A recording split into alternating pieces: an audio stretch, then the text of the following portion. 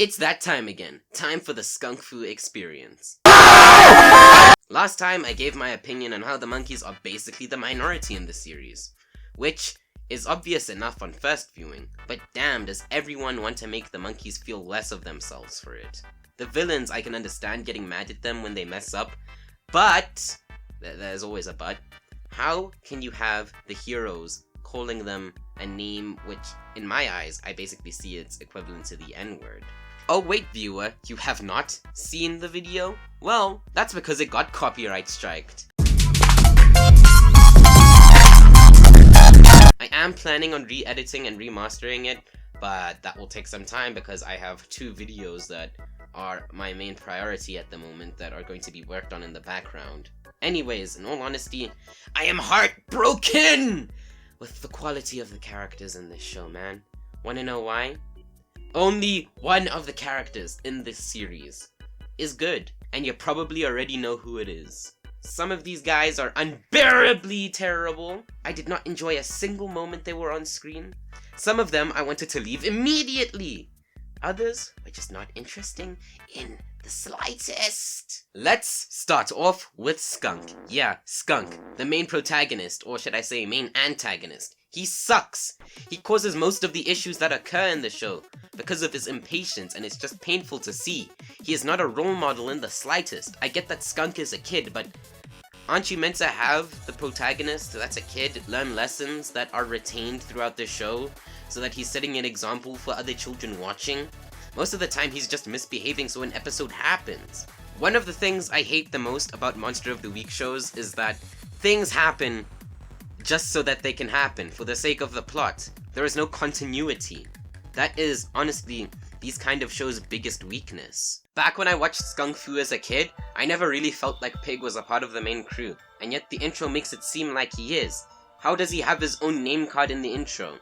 After all, he doesn't appear at the end of the intro with everybody else. Why would you give him the spotlight then? There was one episode where Pig said he was tired of the others treating him like a kid because of his lack of intelligence. Why did he not tell anybody? Someone had to read his mind to find out. He never really showed any signs of this being an issue before. It kinda came out of nowhere. At no point in the series are we ever shown that he is down about how the others treat him other than this episode.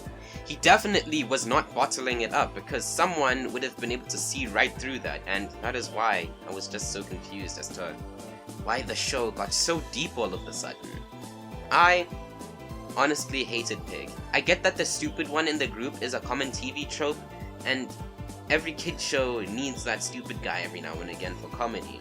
But do Ox and Pig really have to coexist? Why do they have to be 2 stupid as hell characters? It brings anyone who's watching's IQ down just to see those 2 guys on the same screen together. If anyone needed some well-deserved character development, it was Bird in my opinion.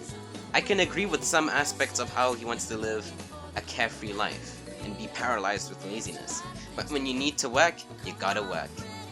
The parts of him I could agree with was how he never really wanted to involve himself in a war. I wouldn't call him a coward, he's just trying to be cautious. In real life, nobody ever wants to get hurt, but Bird's problem is, like I said, he never wants to work. He had an interesting philosophy on life, which was brought up over and over again, and yet it wasn't explored, which I feel is wasted potential, and why he ended up being garbage. Ox was doing the grunt work for Bird, which is understandable because birds aren't that strong a lot of the time, but Bird is always using Ox to move around and not fly on his own. Birds have a lot of stamina, damn it. Well, I guess it could be unfit from lazing around. Ox, in my opinion, was Discount Pig. They are too similar. Just listen to the jokes that they make. I'm thinking, why do squares taste better than triangles? You haven't done the initiation either? I always thought when someone said they were making the trip to Monkey Academy, that meant they were going to the bathroom! Rabbit is the best character in the entire series, no cap. The delinquent character type is used quite often, but the show just makes Rabbit own his personality so well. Rabbit is a small creature, but he clearly does not care. He's made a name for himself. He is the most distinct character, and the most memorable. The little details that you can see in the show just enhance him so much. After watching Review Your Life's video on Skunk Fu, he brought up Rabbit's walk cycle. It was something that I never really thought about before, but when I did, I came to appreciate it more. He's the new bunny rabbit on the block with the buff chest, out the wilderness with the ruggedness. I'm sorry, I just had to do that. That line specifically inspired me to use the music that I'm playing right now. Whenever someone found his weak spots, I genuinely found myself chuckling a tiny bit. Just a tiny little bit. Especially when Skunk would tease Rabbit about liking Fox. Speaking of Fox, there is something I need to ask. What is up with female animal type characters in kids media turning little boys into men when they are seen on screen? Don't lie to me. You know why Fox is in this show. Look at her. She is designed to be sexy. Look, I'm not a furry, and I'll explain why nobody is a furry if they happen to take a liking to Fox. She is given human characteristics like all the other animals in the series. They made her curvy. They made her voice sound like this sometimes. Come on, big guy. She pounced on Skunk in a very suggestive way that would make him fart. Just like Uzaki, Fox was designed to be attractive. There is no doubt in my mind. So, what do little girls at home get, since obviously the boys get Fox, or whatever your preference is? Tiger! But why would anybody want Tiger? He's a knobhead. Look at him, he's literally a knobhead. You know what, at least Megumi would still like him. I still hate her though. Tiger is the big baby that is scared of everything. He had a traumatic experience after fighting Dragon and losing terribly, as he was burnt to a crisp and was shown just how powerful Dragon was. A lot of the time I felt like Skunk Fu got deep, but its main goal is to entertain and educate in a light-hearted way. That is what a lot of kids shows would do, but I think stuff like reluctance to be a soldier, wanting to be treated like an adult but others think you're stupid, and trauma are way deeper than learning about patience. It also makes no sense that Tiger wouldn't consider himself a true warrior. He fought Dragon, who is the antagonist. Would it matter whether or not he went to Monkey Academy? Sure, a higher rank would have gotten him some recognition, but that wouldn't have made him any more of a warrior. Seriously, the whole lesson in the art of initiation was maturity, and I feel like an opportunity was missed to teach viewers about what it means to be a true warrior. For comic relief, we are told throughout the episode that even some adults have not passed the Monkey Academy test, and we are made to think less of them. Why though? They have done some vital things for the Valley, and we're supposed to believe that they aren't true warriors? Okay, so, a lot of the characters I'm just gonna skip through, right? Because, well, one of the points I was gonna make is that Skunk Fu can teach you the wrong lesson, or it can teach you the right lesson, but for the wrong reasons. So, for the sake of getting to that part quickly, I'm just gonna skip through a bunch of the minor characters, because I'm gonna be honest, they don't really add anything to the series. Crane, boring. Master Duck, boring. Master Turtle, dead food. Mantis, absolutely the worst thing ever. The killer bees, not funny in the slightest. Snake, dead food as well. Frog, nothing to say about him because he didn't do anything. Master Fish is the same as Frog. Panda. What lessons did he get wrong? Or what lessons can I not give him credit for? Let's start with the art of strategy. I spoke about how heroes tend to half-donkey situations in my previous Skunk Fu video. Why is that? A. The answer is given to them for plot's sake. Or B. I really hope that this plan works. This episode contains A. Panda was like, "Oh Skunk, defense is the best offense. We should scout out Baboon's weapon and make a plan." Then, whilst Master Panda was gone, Rabbit was like, "We should attack them with a much bigger weapon, while Panda is scouting the enemy." Somehow Panda was right at the end of the day, but like how FIFA 20 has the largest skill gap out of the last 5 FIFAs, it was all for the wrong reasons. First off, Panda said he was going to look into Baboon's weapon. That would imply that he was coming up with a plan, would it not? Wrong. Panda was just going to throw his best warriors at the machine in hopes that they would win. So in short, Panda never had a plan to begin with. He was just going to wing it and hope that Skunk would come in and save the day. Secondly, if it weren't for Rabbit's failed plan, the Valley animals would have lost. This is where scenario A comes in. And A is for donkey. Skunk Fu episodes are split into 2 separate parts. A donkey divided by 2 will get you half a donkey. Skunk, half donkeys, the situations. Or, for all you guys to understand the joke, I should say half badonkadonks, the situation. No, that's dead. It's dead. It's dead. It was dead in the original. It's dead in the second recording. A part of Rabbit's machine that was built for his plan fell off, and Skunk was like, "We could use it as a shield!" Which ties into Panda and his whole philosophy about defense being the best offense. But I'm sorry, I still can't congratulate Panda for being right at the end of the day. He could have gotten everyone killed. At least Rabbit had a plan and he didn't. Panda, that is. You were just going to hope for the best. Usually, hoping for miracles isn't defensive, no, because a miracle is usually something really powerful that gets your enemies to back off. And getting someone to back off is self-defense. And self-defense is usually offensive. So that could only mean one thing. Maybe sometimes good offense is the best defense.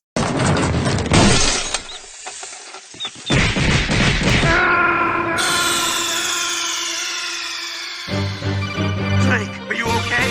Snake? Snake!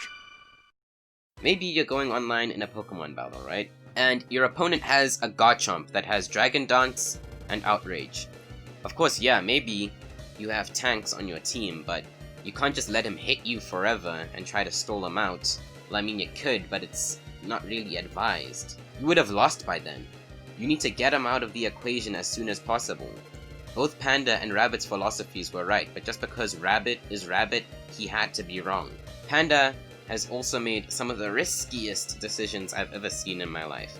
Like how he let Skunk go blow off some steam by confronting Dragon because he wanted to prove a point. Dragon is the main antagonist. Why would you let the Valley's only hope, who is very immature, go fight the one guy that is giving everyone problems to begin with? You moron. You said it yourself. Skunk is meant to carry out Heaven's mandate. He won't be able to do that if he's increasing his chance of getting himself burnt to a crisp. The lesson was not to rely on a gimmick. This would have been done so much better, right? So much better if Skunk had learned firsthand how even the weakest of enemies can adapt to a cheap move, making it utterly useless. Utterly ridiculous. Don't let him go fight the guy that will clearly overpower him. Now that the good guys are done, we can move on to the bad guys. And you know what? I'm relieved since there are only 2 of them. I already spoke about the Ninja Monkeys. Baboon is an asset. I honestly think he's the most intelligent character on the show. You know what? That's obvious. He is the most intelligent character on the show. But he should be smart enough to know when he's messed up. Refer to the video. You know what? I'm just gonna stop referring to that video. It's already been taken down. By me. Dragon. I guess Dragon was meant to be an Aku kind of guy. He messes around when he wants to, but it ties into his plan to defeat his enemies. You know, it's kind of hard to be scared of this guy, because, you know, I just don't know when he's being serious. Is he meant to be funny? Dragon's coming over here, celebrating his birthday. I really tried to give my honest opinion on my experience on this show. I think it was mediocre and sometimes came close to being absolutely terrible.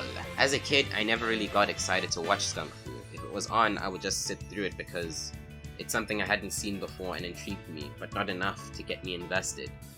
Things weren't explored to their fullest potential to warrant any investment.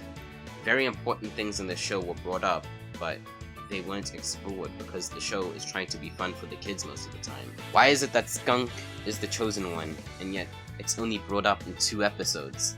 Dragon said in The Art of Kung Fruit that Panda saw something special in Skunk, and that he wants to see it for himself.